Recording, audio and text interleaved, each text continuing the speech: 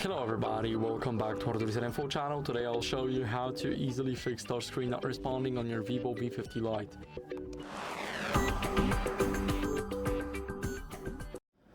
So first, what we can do is remove the screen protector or coil over the case because it can cause the interference with the touchscreen. So as you guys can see here, let me take off my case. It's very hard to do that on the VIVO phones, so don't worry if it's hard to take off. Now, as you guys can see, here we have the case. It's not that thick here, that's good. And its length here is also small, so that's good. Basically, it will only touch the bezels here and not the touchscreen.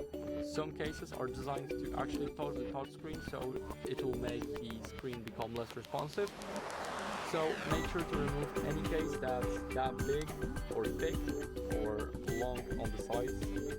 And after that, make sure that you have a properly lined screen protector because it can also cause the issues with the touchscreen. Now, what you guys can do is force restart the phone to revert the system. So hold the power button and the volume up button.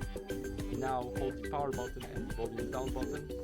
Don't mind the screenshot. Just keep on holding it for about 10 seconds.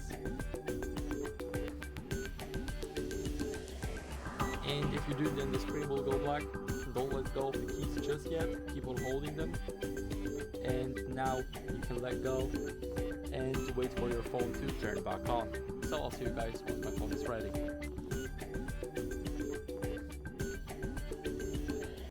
After the restart, what you guys can also do is go over to settings. Now scroll down until you guys see system update.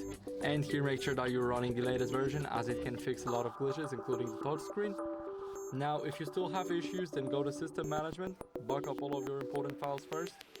So now go to reset options, go to erase all data, click it once and then click it twice. And after the factory reset, if you still got issues with your touchscreen, then I recommend visiting the service center to get a more professional checkup on your phone. And that'll be it. So thank you guys for watching, see you next time.